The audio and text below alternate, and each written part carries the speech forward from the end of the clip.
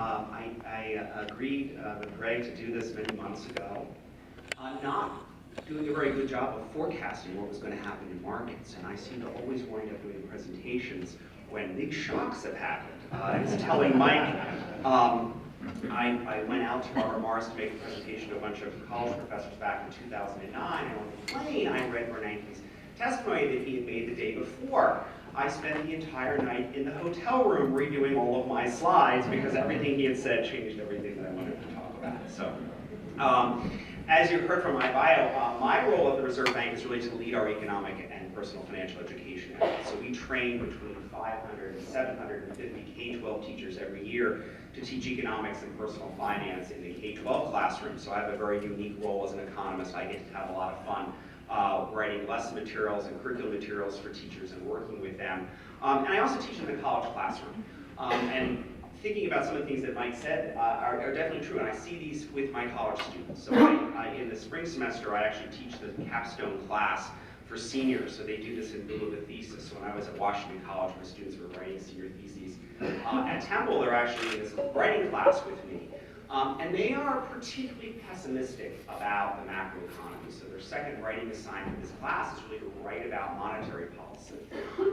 And they are particularly pessimistic. And I think there's two things. I think one is that the human being is one that tends to sometimes look on the dark side rather than on the bright side. But I think the other thing is that over the last 10 years or maybe 8 years, certainly since the crisis, we really have been a fairly pessimistic view. We've gotten a lot of pessimistic news, and we've really seen, I think, the 24-hour news cycle really thumping on that. So I certainly echo what Mike said about seeking to be more positive about our outlook. So I want to emphasize that all the views that I express today are my own and do not represent those of the Federal Reserve Bank of Philadelphia or those of the Federal Reserve System. What that means is I'm not important enough to tell you anything that could possibly happen in the economy or what might happen next week at the FOMC meeting. So today I want to talk just a little bit about GDP and consumer borrowing. I think there's some interesting stories to be told there.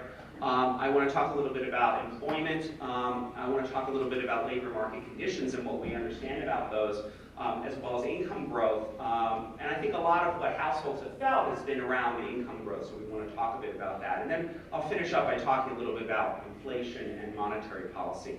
While I was sitting up here listening to my talk, I was fiddling with my iPad. And one of the things I was looking there for were the jobless claims data that came out at 8:30. So that came in at 293,000 new jobless claims. The consensus estimate had been for 275, so a little bit higher jobless claims for December than what we had expected. They also came out with the Philly Fed Business Outlook survey, which is a diffusion index. It was negative 3.5. That's a little bit less than what the consensus estimate had been, which was minus 4. So looking a little bit about real GDP growth, we have seen a significant number, obviously, of very positive quarters since the crisis. I think, again, echoing back to some of the things that Mike said, if you ask the public about growth of the economy over this period, many of them would give you exactly what he showed you in terms of S&P 500 growth. They would tell you many more negative quarters than what actually existed.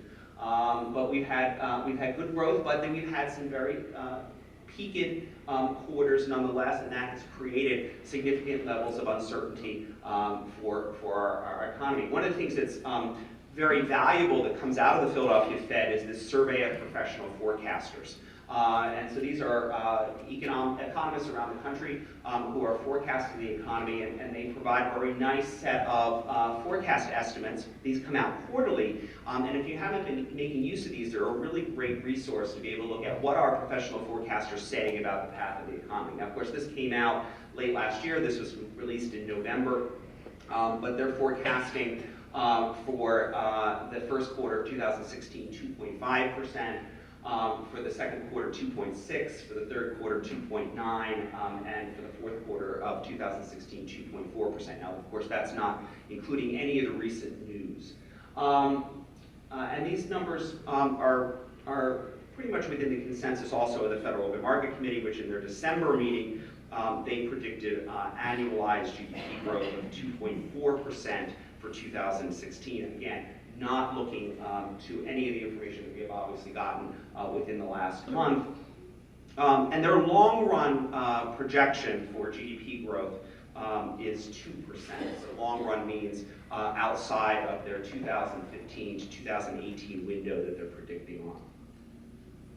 I also should mention another thing about economies, and I think that this is something that I try to express to my college students, I try to express to teachers, is we don't do a very good job of understanding what this financial crisis that we came through did to our economy. The level of disruption that it caused is sometimes not easy to always remember when we're looking at it with 20/20 hindsight, and it takes time for economies to heal. I often talk about the oil spill that happened in the Gulf a number of years ago, and we watched as the oil actually spewed out of the pipe down there in the Gulf. And the question always was, why isn't something being done right away? I think one of the things we have to remember is it takes time for economies to heal, and this was a significant recession, certainly the largest we had seen since the Great Depression, and Ben Bernanke has described at times this in some ways as being worse than the Great Depression, which for somebody who is quite a historian, an economic historian about the Great Depression, that was a very important thing. If you're looking for that quote, it's in a production that we did called The Federal Reserve in You that's available on our YouTube site.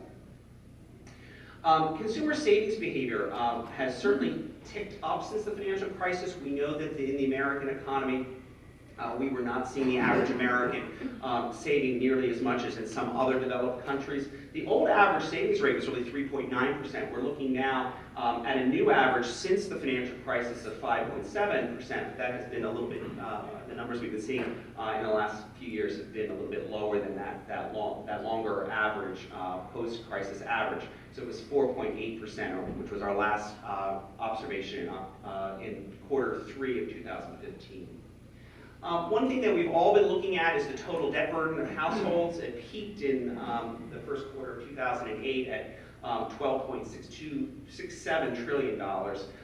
That we saw a significant amount of deleveraging on the part of households, but it has been ticking upwards again since 2013. What's interesting is about the share of the burden. So the orange that you're seeing at the bottom there is actually the mortgage portion, which it remains the lion's share. But the red section that you're seeing there is actually the student loan debt. So looking at and continuing to see growth in student loan debt as a portion of the total debt burden of U.S. households is something we've been considering and looking at. I put this little chart there that says student loans actually since 2003, the percentage change in as a proportion of this has been 261%.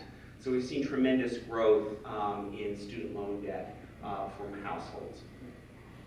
And then the other issue is about the groups that are involved with this. And as one might expect, we certainly have seen total growth with the under 30 crowd.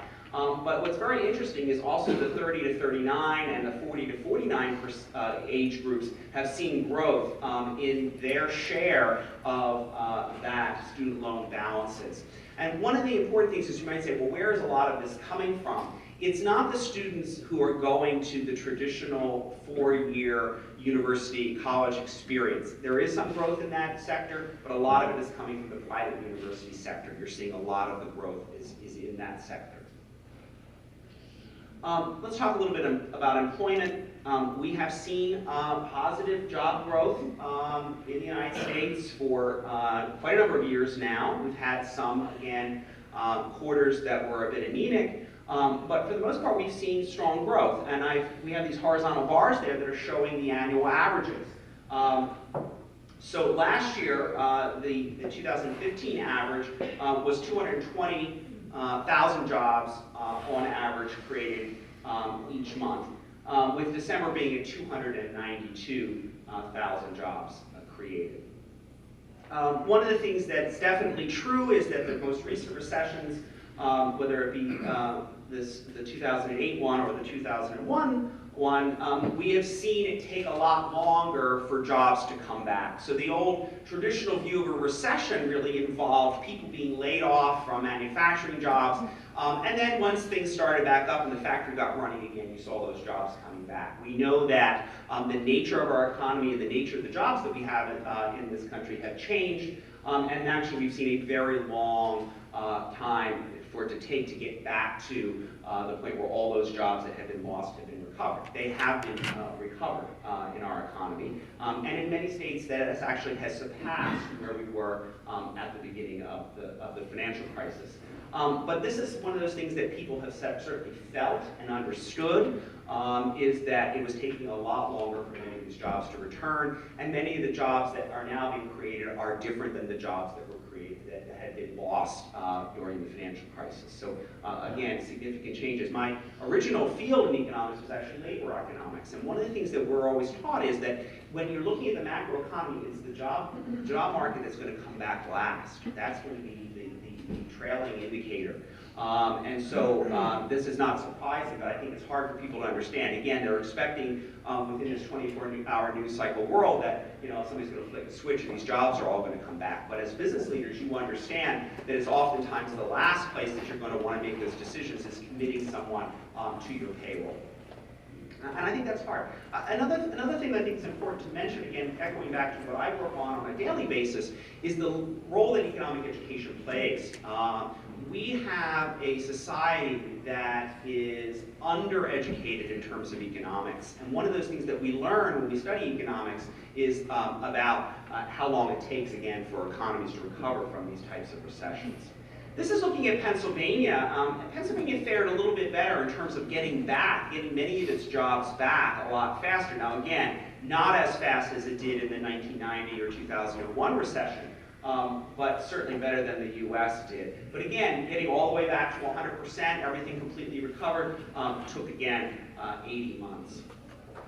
This is a map that again my colleague has created that ranks the states in terms of employment recovery. And you'll see that the greens are basically getting back to 100% or so, and Pennsylvania is between the 100 and 150% of jobs recovered. The blues and purples are those states which have really far surpassed. So blue is 200 to 300%, purple is more than 300%, and you'll notice that those are largely within that corridor running from the Dakotas down through Texas, and what you're looking at really is being driven largely by the energy booms that happened in those states. So I would expect that as we go forward, given what has happened to the price of oil, we're going to see things become much more piquant in those energy states. But nonetheless, if you looked at this chart 5 years ago, we were going to see reds everywhere, pretty much everywhere where we were not seeing recovery yet of jobs. Obviously, we were in the height of things then. Annualized payroll employment growth, we have the US in the first 3 bars there, and these are different averages depending on whether you're averaging over the past 12 months, the past 6 months, or the past 3 months.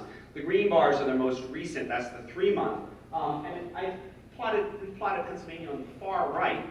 You see that the growth in payroll employment growth annualized in Pennsylvania has not been as strong as the other 2 states that we serve out of the Philly Fed, Delaware and New Jersey, and certainly since the US as well. So Pennsylvania is lagging a little bit, perhaps.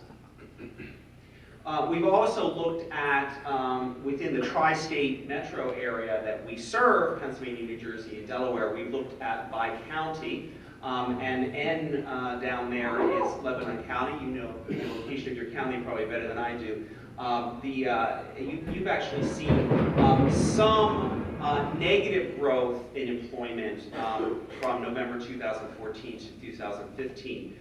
Most areas within Pennsylvania, especially the western and upper tier, have seen relatively static growth. And then we've seen in New Jersey and in the Philly metro some significant positive or some positive growth. Let's talk a little bit about labor market conditions and household employment growth. This is the number that folks are always looking at, which is the unemployment rate. And you're right to say, that's the headline unemployment rate at 5%. but it doesn't include some of the other factors that we know have been important in the labor market since the crisis, and that is people who are discouraged workers, people who are perhaps not working as many hours as they would like to, people who are what we might say marginally connected with their employer. Those things are captured in another rate that's calculated by the Bureau of Labor Statistics called the U6 unemployment rate. And that has steadily decreased as well, down to 9.8% in our last observation in December.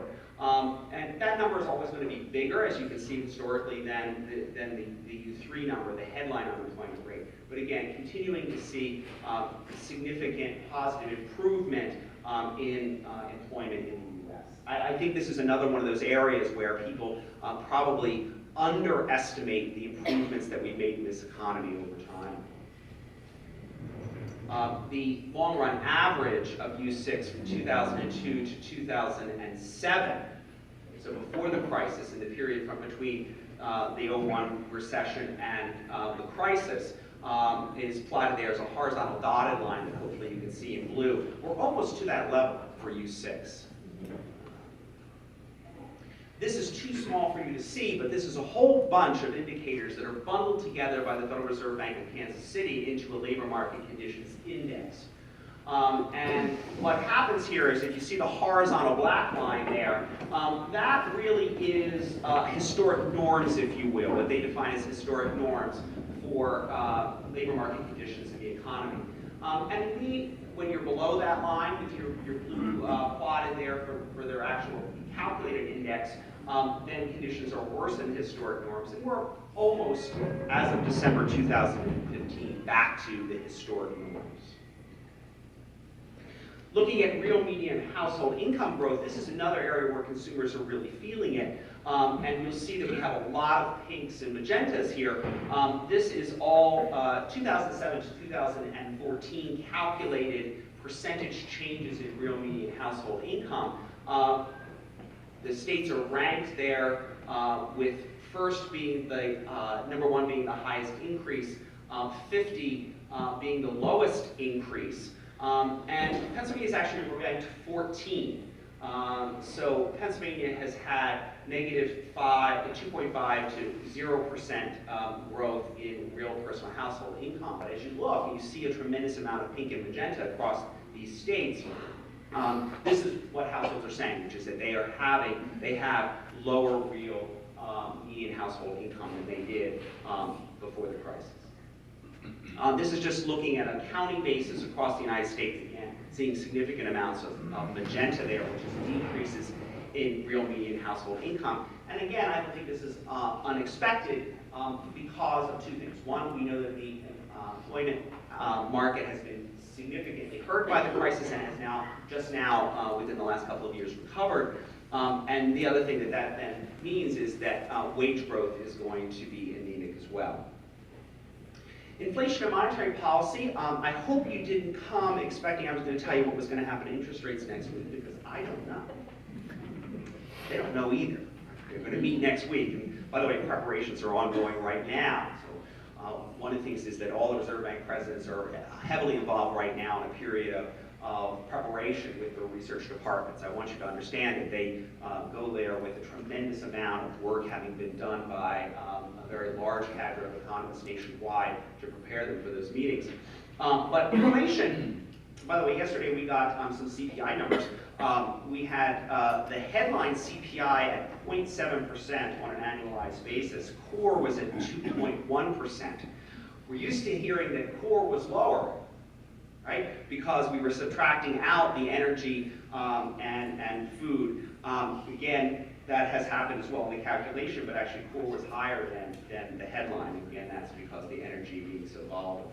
So we actually, this is with November numbers here as the last set. The core PCE, which is the FOMC's favorite index, was at 1.3%. PCE headline was at 0.4%. One of the other things that I think throughout this crisis that we have seen in terms of economic education, economic literacy in the United States, is not understanding what deflation is. So deflation, I always explain to students, is largely what we saw during the Great Depression, the effects of deflation. So why is it that the FOMC's target is at 2%?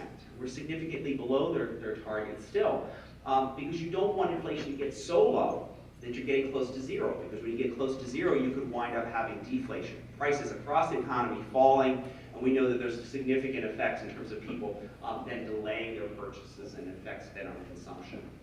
So many of us are worried about deflation rather than inflation over this period. This is just a chart that my colleague put together, which is the path of tightening of the federal funds rate in the last couple of cycles. And it shows you that in the 94-95 cycle, the tightening was much faster than it was, for instance, in the 99-2000 recession or tightening period. The consensus, or the average then, is somewhere around 50 basis points every 3 months over the period. Again, I think that there's good evidence that this recession, or this recovery, I should say, this normalization, this tightening, will be more gradual than that. The FOMC in their statement in December said that they're talking about gradual increases in the federal funds rate, and the federal funds rate is likely to remain for some time below levels that are expected to prevail in the longer run. So unless we experience inflation that consistently exceeds the 2% objective that the FOMC has set, rates are likely to probably increase more gradually than they have over the last tightening cycles. This is the infamous dot plot that the FOMC puts out. Their projections came out in December. Our next set of projections will come out in March, although we'll have a meeting next week in terms of setting the path of monetary policy, but they put these projections out every other meeting. These dots, each of them represents for each of the Federal Open Market Committee participants where they expect the federal funds rate to be at the end of the calendar year indicated. So their implied path is there in the black line, that's the central tendency. Markets are really predicting something less than that. And again, this is all prior to the most recent news. So the market implied probability of a rate hike is no rate hike at next week's meeting. There's a 41% chance as of January 13th of a rate hike in the March meeting, 46.8% for the April meeting, and 63.9% chance at the June meeting. Again, this is based on market probabilities for future contracts. So in summary, prospects are there for continued national growth. They remain solid. I think that we do see shocks in the economy, such as what's going on in China, what's going on with oil, but private forecasters continue to expect a slight uptick in growth for 2016. We see employment growth slowing in Pennsylvania, and a lot of that's being driven by reductions in government employment. But inflation is key again for the future interest rate hikes. The FOMC has said they're going to watch that number very carefully, and again, trying to get the economy back to their 2% target. So thank you very much, and thank you for allowing me to share a little bit of my anecdotes about economic education as well.